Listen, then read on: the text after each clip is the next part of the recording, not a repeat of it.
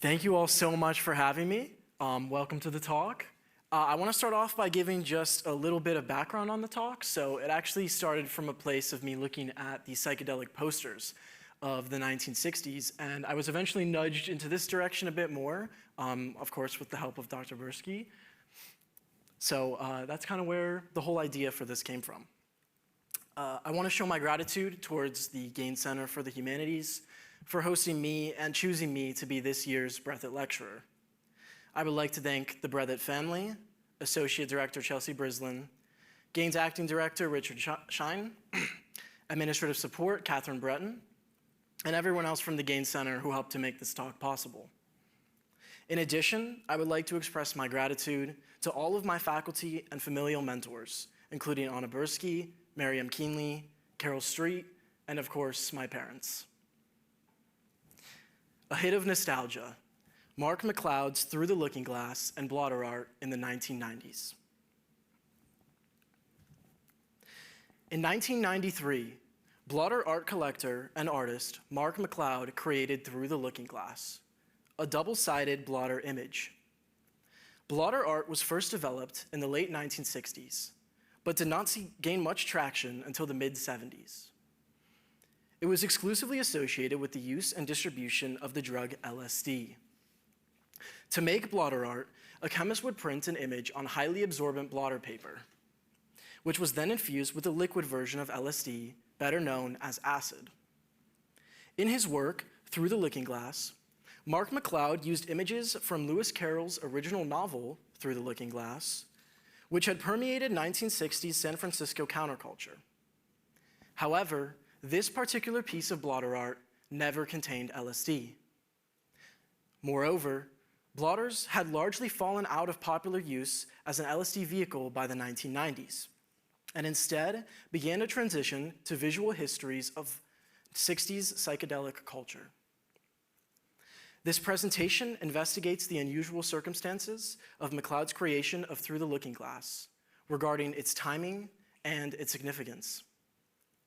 By analyzing McCloud's ties to the aged hippie community, the original novel's illustrations, and the afterlife of 60s memorabilia, it will explore how nostalgia that emerged in the 1990s for the counterculture of the 1960s influenced its production, and how McCloud used this phenomenon to elevate the status of blotter art. In 1971, John Lennon, a member of the Beatles, released his hit song, Imagine. While made over a decade past the birth of the American counterculture movement, this song became an anthem for its members and was a call to keep the campaign going. One lyric reads, quote, "Imagine there's no countries. It isn't hard to do. Nothing to kill or die for, and no religion too. Imagine all the people living life in peace," end quote. This was the mantra of the counterculture movement of the 1960s. More of a lifestyle than a political group, the counterculture was radically disaffiliated and dissatisfied with the cultural and political norms of the 1960s and 70s. This anti-authoritarian political movement was partially a reaction to the traditional values and conservatism of the 1950s post-war period. It encompassed all parts of popular culture, from art and music to graphic design and fashion. Full of bright colors, calls for peace, and recreational drug use, this youth movement created a powerful psychedelic aesthetic. While counterculture as a whole was largely made up of middle-class white youth, the demands for political progress in the areas of civil rights, feminism, the gay rights movements, and more set the stage for the emerging culture. Several cities became hubs for the new zeitgeist, but no one more so than San Francisco. During the summer of 1967, the so-called Summer of Love took over the city. It was a season-long celebration of all aspects of the counterculture and was created to bring the utopian idealism of the movement to life. Over 100,000 young Americans traveled, some in brightly painted Volkswagen vans, to San Francisco to participate in various musical festivals featuring artists such as the Grateful Dead and Jimi Hendrix. These events on their own were multimedia spectacles. Yet many concertgoers enhanced their reality even further by pairing the shows with psychoactive drugs, mainly LSD. LSD, or acid, is an acronym for the German name for lysergic acid dithylamide, a semi-synthetic hallucinogen that alters a person's ability to think and feel, often causing hallucinations or visions. This mind-altering experience was key to everything the counterculture movement stood for, and a reliance on this drug was essential for the cult-like groups that formed around the culture. Dr. Timothy Leary, a clinical psychologist at Harvard University, was one of the leading figures of the counterculture movement and a major proponent for the use of LSD across society. He claimed that acid was, quote, consciousness expanding, and far from being a dangerous weapon, it has the potential to produce dramatic changes in personality, leading to unprecedented peace, sanity, and happiness, end quote. The drug's importance to the overall movement cannot be overstated, and almost every counterculture event was saturated in this psychedelic substance. The group's free use of the drug was cut short by the delegalization of LSD in the late 1960s, after worries that this hallucinogenic could have adverse effects on the human mind. On October 6, 1966, LSD became illegal in California, changing the course of its consumption to this day. Before this, LSD was generally taken in pill or direct liquid form. The Drug Enforcement Administration's regulation on LSD use forced a new vehicle for its consumption to this day. Since LSD became illegal, the method of taking it had to become equally as discreet as the use itself, leading to the application of unobtrusive sheets of paper and the use of blotter art. In addition, drug charges were linked to the weight of the substance, so the use of paper ensures that those who were addicted faced minimum charges. Blotter artists utilized highly absorbent blotter paper to create images on LSD tabs, edible art for the user to experience prior to tripping. These printed images often had a deeper meaning and could be used to signify dosage, dealer, or the chemist who synthesized the LSD. The sheets were printed by underground producers who would often use hand crank machines to perforate the sheets into grids of tabs, each piece a part of the larger image, and each dosed with an equal amount of liquid LSD. Blotter art subjects in the 1960s ranged widely from cartoon characters such as Mickey Mouse to religious figures like the Dalai Lama. There are a few main categories of blotter that appear frequently, namely pop culture characters, religious and mystical motifs, and images that commemorate a figure or element of the counterculture movement in itself, such as various blotters of Albert Hofmann, the Swiss chemist who first synthesized LSD. This aspect of paying homage to counterculture icons and events eventually became a large part of the nostalgia for the group that proliferates today. In addition, having a certain type of image was believed to correspond to the type of trip. If one's blotter has an image of a peace sign, one would have a trip with political elements, whereas an image of Buddha could lead to a mystical and religious vision. Whatever the reason for the influx of blotter art, it had overtaken pills and window pane to become the most popular way to trip off acid by the early 1970s.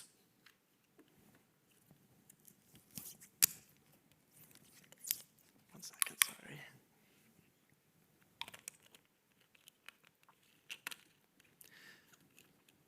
The Through the Looking Glass blotter art, made by Mark McLeod in 1993, fits into the blotter art aesthetic of the 1970s. This montage is an appropriation of John Tenniel's original illustrations from Through the Looking Glass and What Alice Found There, the sequel to the classic novel Alice's Adventures in Wonderland by Lewis Carroll.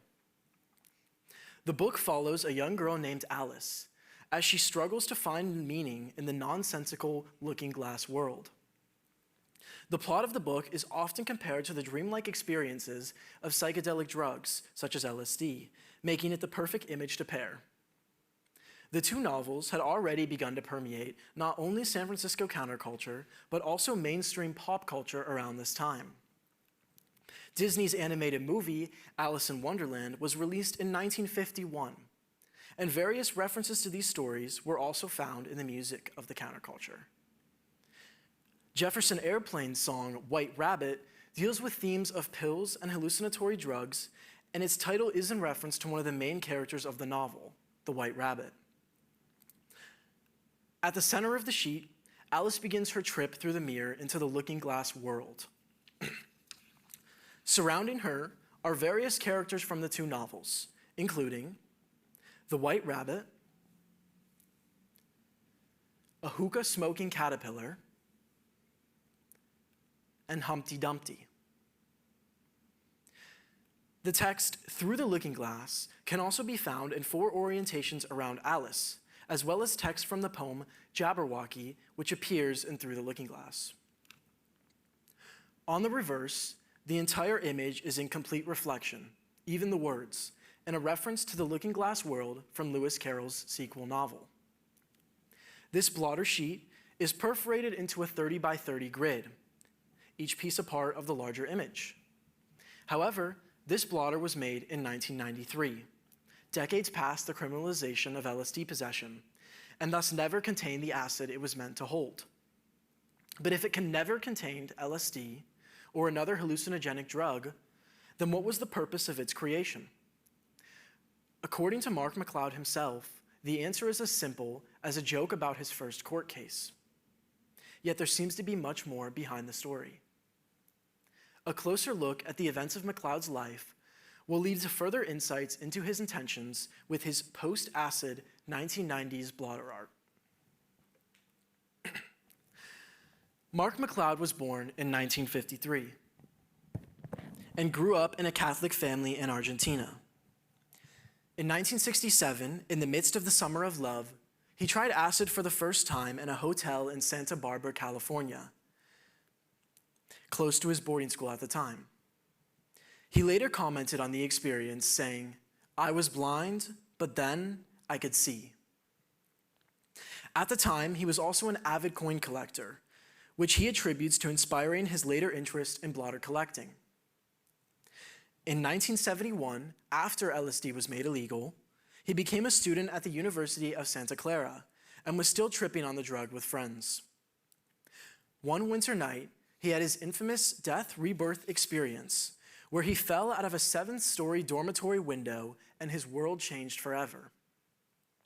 He explains this incident in a spiritual sort of way, almost as if LSD is his religion, and describes it as a rapture in which the basic reality of his existence was forever changed. As all good believers do, he began to hold on to relics, and in 1975, his blotter art collection was born. He originally kept the works in his freezer, but eventually he began to frame them. The act of framing inherently grants value to the blotters and already elevates the art form to a status of quasi-fine art. As he is often fond of saying, quote, "Try to eat these and you'll choke on the frame," end quote. Around this time, the term vanity blotter art was invented and was used to refer to any blotter that was created devoid of LSD, specifically for aesthetic purposes. While mystical at times, McCloud was also an academic and boasted a strong knowledge of the fine arts. He studied abroad in Paris at l'École des Louvres before returning to the US to attend UC Davis. He earned his Master's of Fine Arts in Sculpture in 1977. After he graduated, he moved back to San Francisco and became immersed in the local art scene, working as artist and curator. In 1983, McCloud opened a museum of blotter art that he christened the Institute of Illegal Images. He became a well-known art collector and used the time to amass a growing collection of framed vanity blotter art. McCloud went on to teach art from 1981 to 1991 at St. Mary's College and the University of Santa Clara in California. This tenure was cut short in 1992 when FBI agents arrested him on conspiracy to distribute LSD. The FBI believed he was a drug kingpin nicknamed the Cadillac Man, and that he had recently completed a major drug deal. In 1993, the case was held in Houston, Texas, and McLeod faced a minimum sentence of 10 years. McLeod's defense consisted of a simple argument. The blotters were no longer drug vehicle. They were now art. McLeod's blotters that he created or sold were all free of LSD, and if he attained acid-infused blotters, he would utilize ultraviolet lighting to burn out the drug from the paper. Since the blotters were devoid of LSD, the court could not convict him of distribution or even possession of acid. In addition, the jury was impressed by a $24,000 check Mark had received in the mail as payment for one of his art pieces. McLeod's attorneys used this piece of evidence to show that if McLeod's work was making money, it must be art. After days of prosecution, the judge acquitted McLeod of all charges. This court case became the catalyst for the Through the Looking Glass blotter. The DEA's initiative to prosecute LSD users was cleverly nicknamed Operation Looking Glass. After the trial, McLeod took inspiration and stole the moniker for his new piece of blotter. The reasoning behind McLeod's decisions is not as simple as this anecdote, as his choices to use Alice imagery and appropriate original illustrations from Carroll's novels indicate he was trying to capitalize on nostalgia for the 1960s counterculture movement. Nostalgia, as a term, comes from the Greek roots nostos, return, and algos, pain, meaning it translates to the pain of yearning to return home, though this home is often figurative and can refer to a time, emotion, or experience from the past. While originally thought to be a mental illness, nostalgia is now known to be a strong emotional longing for past cultural practices, memories, or relationships. Nostalgia is used to unify groups with similar experiences. Yet this is not always productive, as nostalgia can also cause negative resentment towards a present group, trend, or movement that did not exist in the quote-unquote better days. Nostalgia inherently represents a dissatisfaction with the present, similar to the counterculture's rejection of 1950s American culture. Nostalgia is generally thought of as a bittersweet emotion, as although it can invoke fond memories of past experiences, the individual may also feel a sense of sadness or loss, as they are not currently living through the previous good memories, even when those recollections are often distorted from time. Konstantin Siddiqides, Tim Wildschut, Jamie Arndt, and Clay Routledge, professionals in psychology, write in their article, Nostalgia, Past, Present, and Future, that nostalgia has the power to, quote, bestow an endearing luster on the self, and to cast marginal, fugitive, and eccentric facets of earlier selves in a positive light, end quote. This luster means that nostalgia can often cause visions of the past that are exaggerated by the mind, not conforming to feelings and occurrences that truly happened. This aspect of nostalgia can be rather dangerous, as many strive to attain a level of happiness that they believe they previously had, yet this level may very well be unattainable. Nostalgia is also believed to strengthen the social bonds between people who are experiencing longings for similar pasts. By the 1990s, many of the people who grew up in hotspots of drug culture and anti-war movements were now reaching their 40s and 50s and longed to return to a simpler life of freedom, youth, and LSD. By recreating the blotter art from their youth, sometimes with the exact images that would have been used 20 years prior, Mark McLeod takes advantage of these attributes of nostalgia. He fosters a greater bond between himself and other former counterculture members by sharing stories of past hits, commemorating the iconic events of the counterculture movement, and directly continuing the production of blotter art post-acid. McLeod agreed in an interview that, quote, the desire to collect is primarily driven by people who nostalgically look at specific sheets, which reminds them of a certain time in their life when they were taking those hits, end quote. This desire goes deeper than just reminiscing the psychedelic effects of LSD. MacLeod recognizes that the middle-aged collectors he deals with yearn for their youth and freedom, along with the frenzy and volatility of being part of a youth political movement. This being said, MacLeod's goal is not predatory. Instead, he is practicing the previously mentioned counterculture activity of commemoration. In various interviews, he notes the importance of preserving counterculture art for the next generation. He does not do this for money or recognition, but because he truly loves the movement and aims to further connect the members in the present day. By the 1990s, two aspects of change ran parallel. First, the political situation in America shifted drastically during this time. In a direct reaction to the counterculture movement, traditional values had returned, replacing any notion of LSD culture, psychedelic music, and progressive political upheaval. The presidencies of Ronald Reagan and George H.W. Bush rolled back a variety of more progressive legislation of the past few decades and firmly implanted conservatism back into the Republican Party. Amid these troubles, many turned to the past for a sense of comfort and connection. While the hippies were nostalgic for the progressivism of the 1960s, Reagan's conservatives were nostalgic for the post-war era of the 1950s, demonstrating that nostalgia is not a partied system and can compel both ends of the political spectrum. Second, the former members of the 1960s counterculture had aged. No longer could they live the carefree lives of their youth and are now instead burdened with responsibility and growing pains. Part of what they miss about the past is their own youth and the mechanical capabilities that came with it. Blotter is not only a direct visual reference to the past, but will remind those who lived through the 60s of the hope and freedom of that time of their lives. By the 90s, those who lived through the heyday of hippie culture would be middle-aged and have the savings to fund an investment in their past. Calls of "Do you remember?" and "How old were you when?" ask us to look back on our youth and reminisce on how great life used to be while simultaneously forming a clique of memory.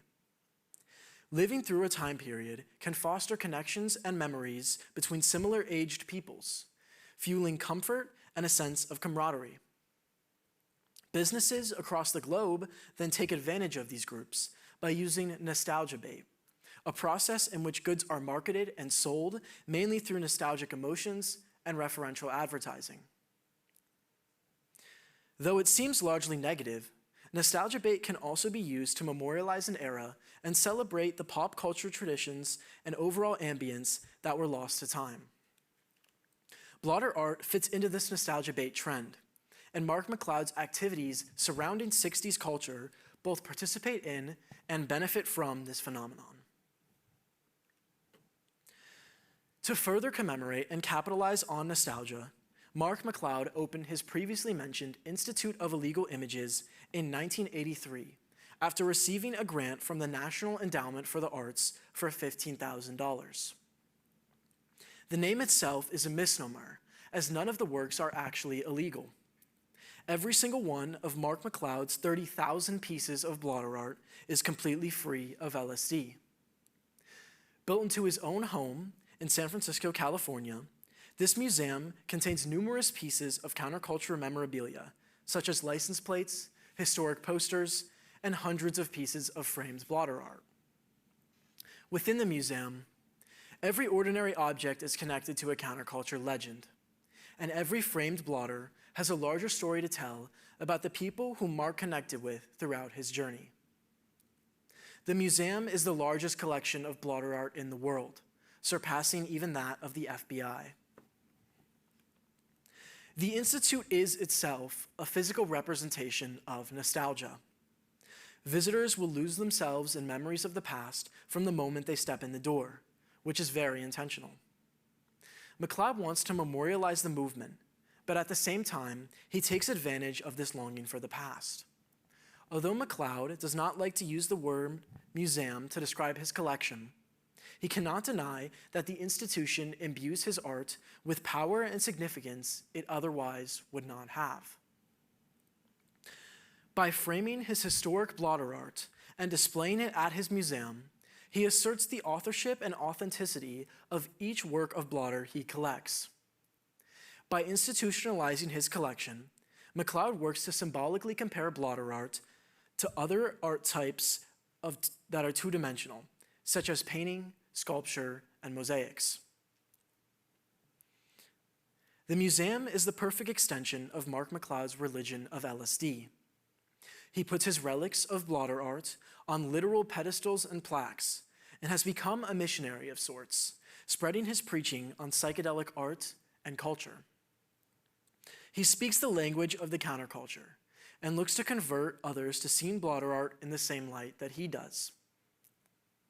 Lesser-known art forms require the aid of organizations and the art market to further the reach of their works, which is something that MacLeod both knows and moves to establish with his institute. While vanity blotter art lacks the holy substance of LSD, the aesthetic power of blotter has still had a long-reaching impact. The influence of the museum is so widespread that it inspired numerous art critics to come to his defense in both of his trials, showing the real weight that institutionalizing can carry. In addition, blotter art has been making its rounds at other noteworthy institutions. In 1997, for the 30th anniversary of the Summer of Love, MacLeod was invited to show his blotter at the San Francisco Art Institute, a hard-earned status for what was originally considered simply a drug. The first visitors to the show happened to be the FBI, but they soon discovered that rather than the drug paraphernalia they expected to find, blotter was simply art.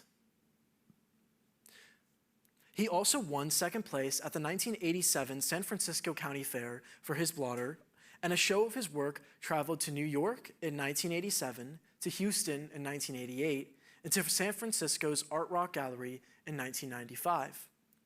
Blotter art made by other artists has also begun to enter institutions, such as the Blotter Art Show at the Fort Wayne Museum of Art in 2018. The previously mentioned nostalgia for the 1960s fostered an entire community of former counterculture members who were interested in memorabilia and commemoration. In the present day, blotter art collecting has become a common pastime for many, and MacLeod is proud that blotter has become a collectible. Antique vendors and online stores now carry a variety of works of blotter for sale, either authentic or copies, and signed works of blotter often sell for hundreds of dollars.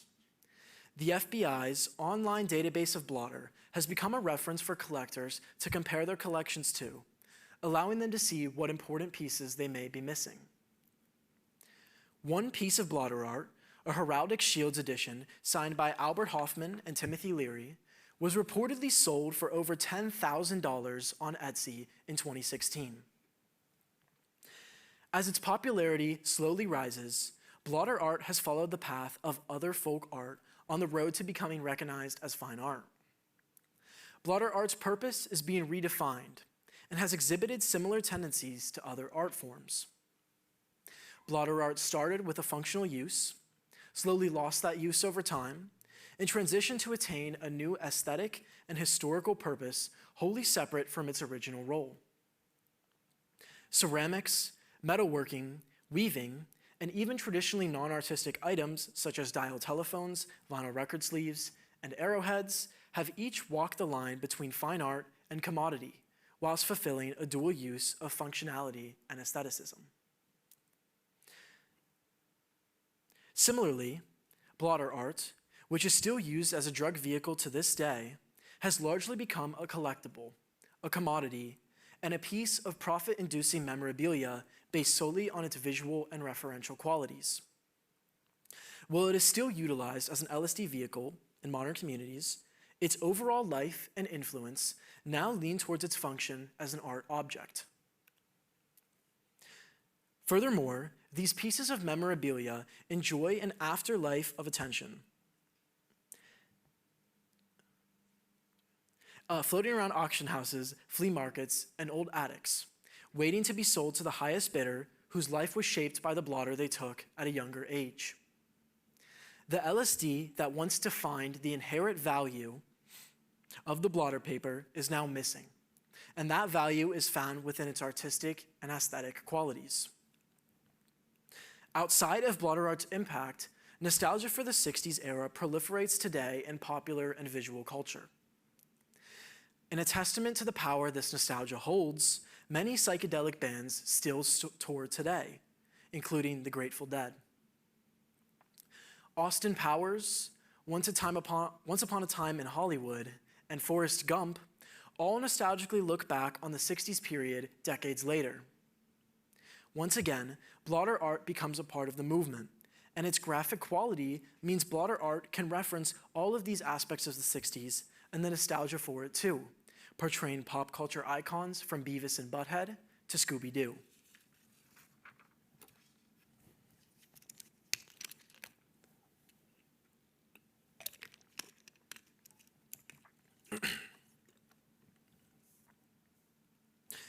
Blotter art's journey from a drug vehicle and psychedelic folk art phenomenon to a historic artifact turned collectible is helpful to contextualize the route an art form can take to be deemed high art. The advent of the concept of visual studies in the field of art history was contemporary to MacLeod's post-acid blotters. Visual studies expanded what was acceptable to research, extending the field to include many non-traditional mediums. Now, many visual vestiges of culture, such as posters and album covers, began to be included in the wider field. Although blotter slowly began to be accepted as a piece of visual culture, MacLeod pushed for blotter to operate between the pole of high and low art. The distinction between fine art, craft, and kitsch has been engulfed in a process of blurring lines for centuries, and the anecdote of blotter only builds upon this. Many questions centered around the identity of blotter, yet MacLeod seems to have little concern with the various labels and even attacks his championed medium garners. While its classification is of small concern, its functionality and aestheticism drive the medium to new heights. Whether the result of nostalgia bait or genuine artistic talent, Mark MacLeod has worked to convince art historians and law enforcement officials of the legality and legitimacy of his art form.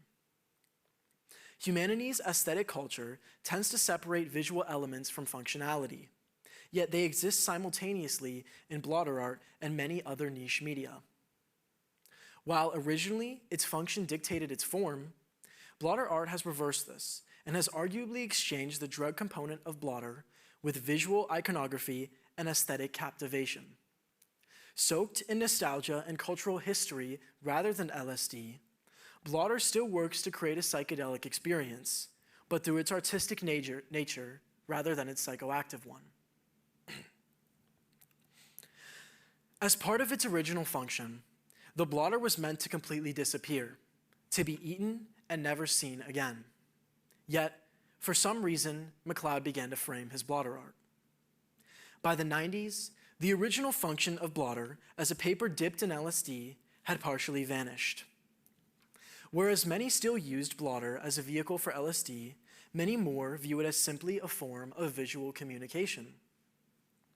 By working to get his pieces included in contemporary art shows, Mark MacLeod stands to elevate the status of blotter.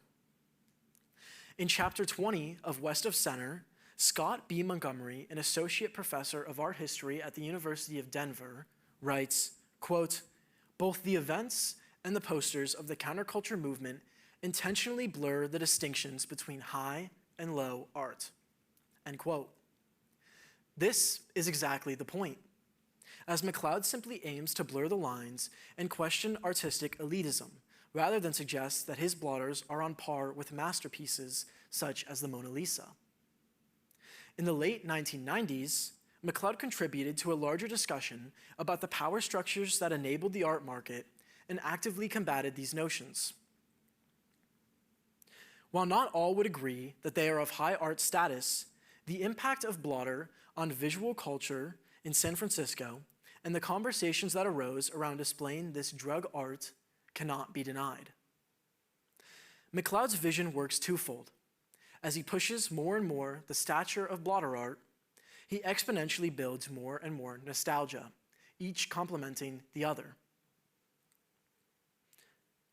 According to MacLeod, the psychedelic takeover of the music industry that was apparent in the 1960s and 70s is only now spreading to fine art, though time will tell if this is the case.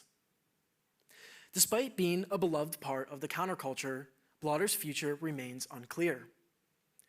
New York art critic Carlo McCormick remarked about MacLeod's Blotter exhibition, quote, "The intense emotions surrounding LSD make it forever difficult to objectively judge the artistic merit of these prints, and the way in which we see this drug in the future could very well determine whether this collection ends up in a church, a museum, or a garbage can," end quote. This sentiment is a fair evaluation and shows just how contentious art can be.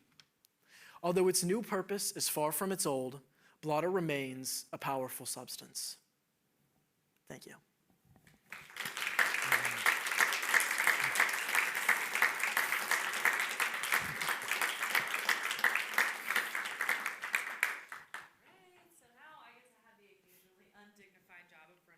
Microphone. So, okay. So already on? Okay. Whew. All right.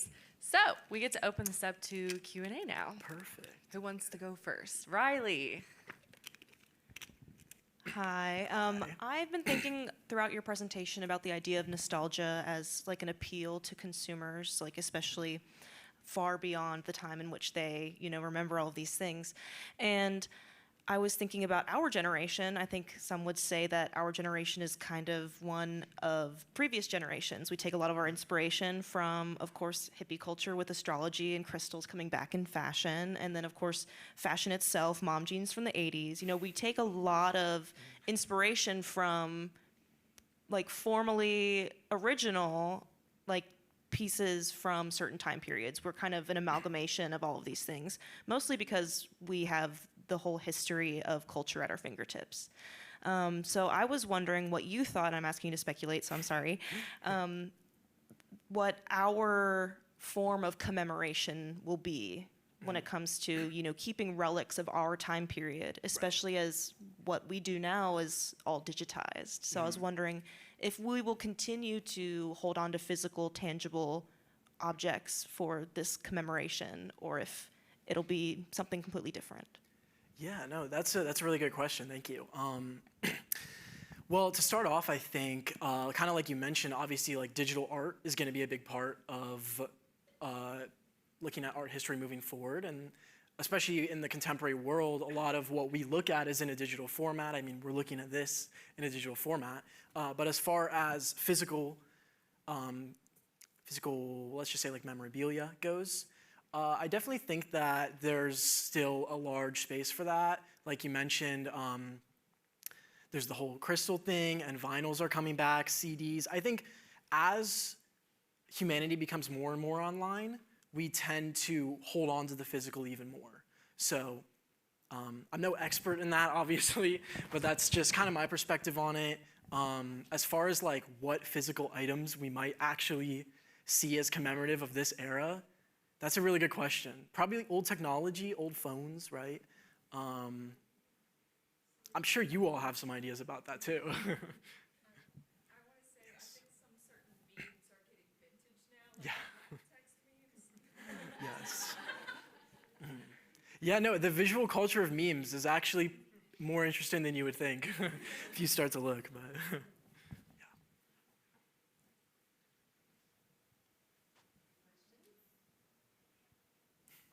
Sophie, I'm going to come around to you.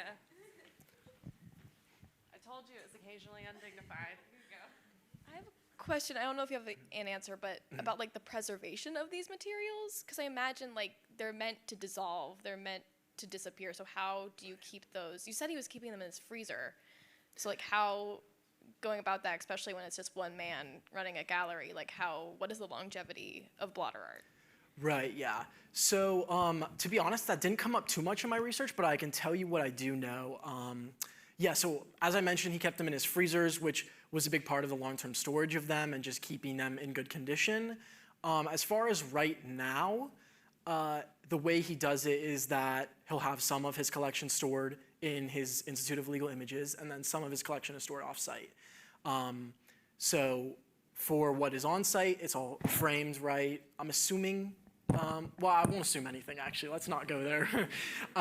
But yeah, I think that overall, its longevity is definitely limited because it's an absorbent paper and it's meant to be ingested and dissolve, as we've talked about. But we haven't really encountered that issue as much because it's still a newer art form. I'd imagine like if blotter keeps gaining popularity and traction, that down the line in a few more decades, we might be running into those problems even more. So that's definitely a really interesting point to think about.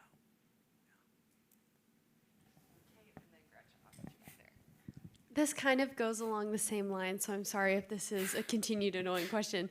But while you were speaking, I was interested in like how these are made. Like I know you like slightly mentioned like it being dipped, but like what is the process of it being made? Because it had to have had some level of longevity to like travel to all of these people, but then it's like ingested. So how does that go about, I guess? Yeah, for sure. So to start off, they take the blotter paper, right? And actually, as part of this research, I will say I did visit the printing lab at SAV. So I got to get, and I had my friend Andrew too. I don't think he's here, but he is part of our history program, and he gave me also gave us a demo on the printing process. So it was really great to learn about that. But yeah, there's a bunch of different types of printing. The thing about blotter is it's very versatile. So if you're familiar with printing, you know that there's certain colors and certain inks and all that can be used, but there wasn't really a specific style that was used. There was lots of different ways to do it. With blotter paper being a little bit thicker than your normal paper, it normally required a certain like special kind of machine that could handle more than just an average piece of paper. And then following that, the perforation would happen. So as there was a picture on the screen of the perforation machine, which basically just means that it's being sectioned off into grids of what is called tabs. And then those tabs would then, if it was not vanity blotter art, they would then be infused with an equal drop in each tab. Yeah. Does that answer everything? Okay. Yeah, I know. I'm sorry I can't go too into the specifics of the printing. The issue with it is, yeah, it's just there wasn't. So, yes.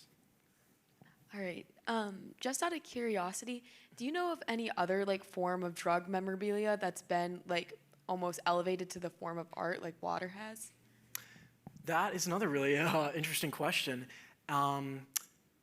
Personally, I don't. This was the first piece of art that I had ever seen that had like that. I'd seen like obviously art that was created under the influence of drugs and that sort of thing. That's pretty frequent in art history. But as far as drug art goes, there really isn't any other examples that I know of.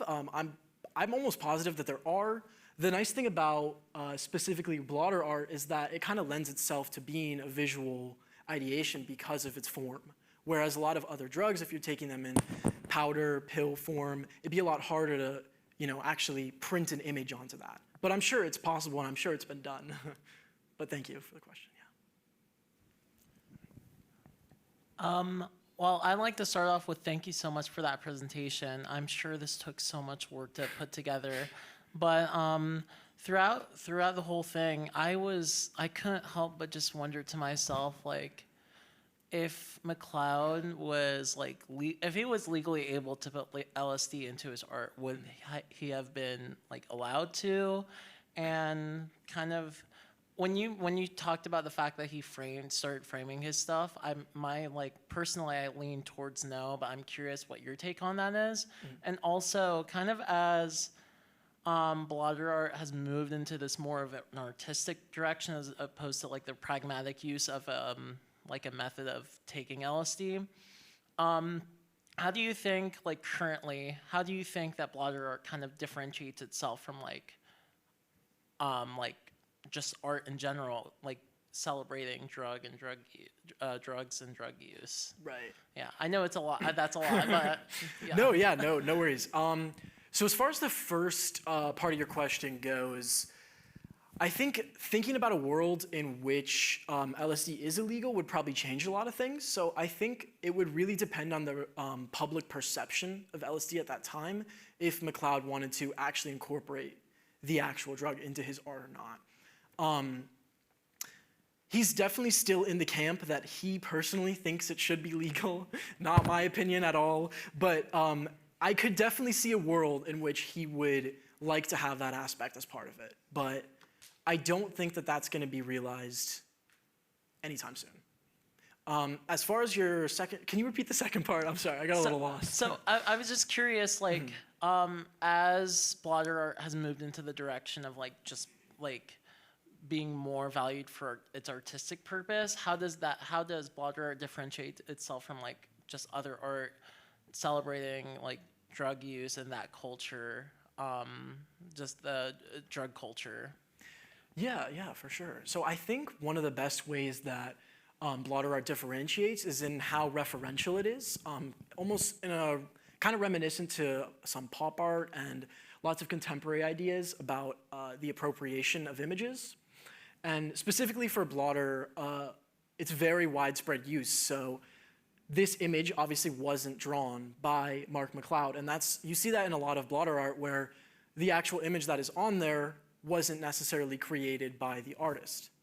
But that doesn't differentiate from a lot of contemporary because there is a lot of appropriation being used in art today.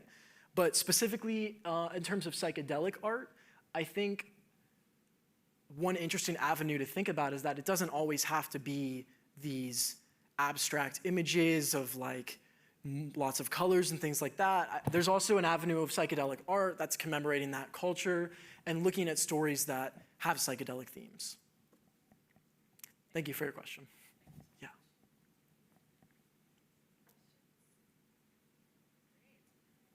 Sister, so. I was wondering why you chose this topic and what piece of blotter art is your favorite?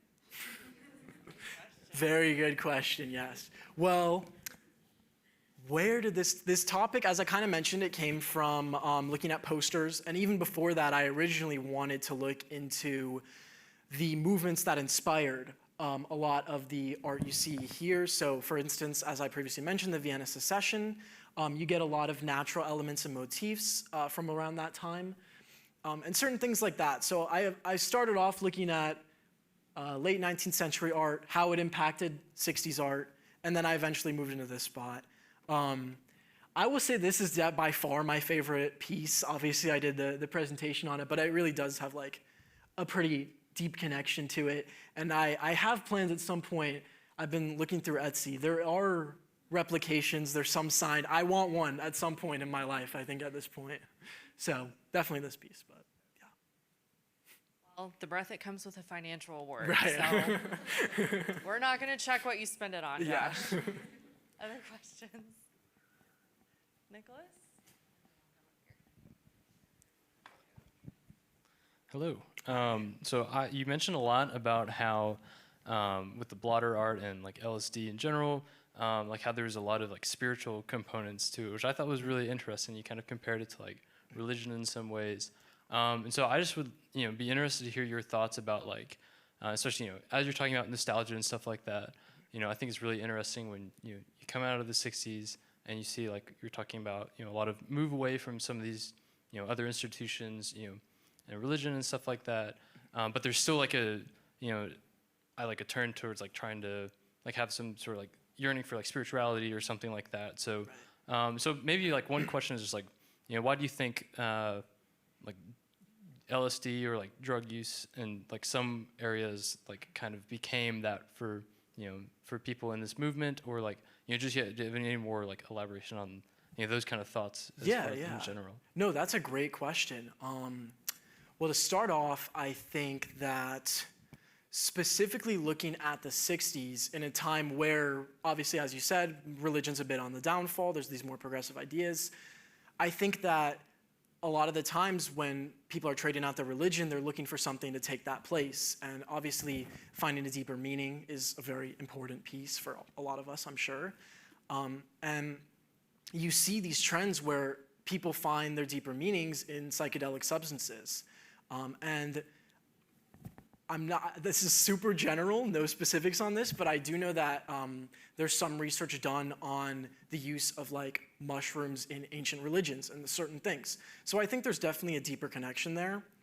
In terms of the actual like religious like cult ideas, those definitely flourished to the counterculture movement because of the ideals it stood for, because of how progressive it was. And now I think that that's pretty intrinsically linked. Part of what I included the religion aspect for too is actually an art historical idea that museums are temples or religious places for art. And so the Institute of Illegal Images was the perfect blending of those, where it's deifying the art in a way by institutionalizing it, and MacLeod himself is deifying it in the way that he basically worships his religion, right? So I hope that answered everything, yeah. Honor to talk to you, Mr. Cola. So you talked a lot about Mark MacLeod and his efforts to preserve this art form. Do you know of like anyone else who's putting in significant effort to keep this art alive? Yeah, no, that's a great question. Thank you. As I mentioned, there have been some blotter shows that haven't involved MacLeod. As far as specific artists, I don't have any of those on hand. I did look for some. It's a little hard finding information just because it's still new and it's still pretty niche and not many showings and that sort of thing. The best places to look for, in my opinion, are, like I mentioned, online vendors are probably still one of the best ways to do it. And there's people who are creating blotter art from their own home, printing it out, perforating it themselves because of that connection that they have to the 60s. So being this folk art form, there's plenty of examples of people creating this for themselves and less examples of famous or well-known blotter artists. Great. I think we have time for one more question. Who wants to get the last one? All right. Harrison, take it away. Hello. You mentioned Ronald Reagan and George Bush and, by proxy, the war on drugs. And I'm sorry to make you speculate again. But with criminalizing and restricting anything, whether that's books, art, drugs, that often can add to the experience for some people, the risk behind taking something that is illegal. Do you think that had the war on drugs not necessarily didn't happen at all, but had not gone the way that it did with the Reagan administration and later on into the 90s, that the works of Mr. MacLeod and blotter art in general would have taken on as much popularity as it has with the Institute of Legal Images? That's an amazing question. Thank you so much. Yeah. Well, yeah, to start off, I will say I thought about including the war on drugs for sure in this presentation, and I eventually decided that it kind of was a little bit later than the time period that I was looking at because of LSD was like delegalized so much earlier than a lot of what we're looking at when we think about the war on drugs. But I definitely believe that the impact of MacLeod on the view of specifically LSD was very much impacted. I can't speak to necessarily how it impacted the war on drugs, and I don't have that necessarily connection. I would love to think it did to some degree. To me, I think the biggest issue when it comes to this, and kind of what I touched on, is that they just are very separate in a lot of people's minds, coming from two different time periods. So I think to link them would have to be a bit more of a deliberate act. But that is very interesting for my research moving forward. Like, that's a great point, honestly. So if you come to another presentation in a couple of years, then it's in there. That's right. No, but thank you for the question. When Josh becomes a professor, we'll all take the test. So now we get to present Josh with a special award. So we're going to invite Dr. Shine back up to present this to you. We're going to make him go the long way. Yes.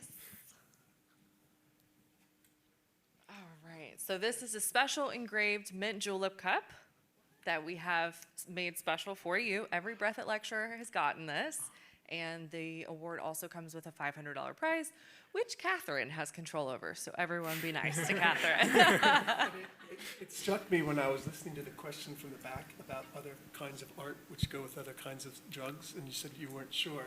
And it got me speculating about the fact that we often have rituals and we often have artifacts around our vices in general.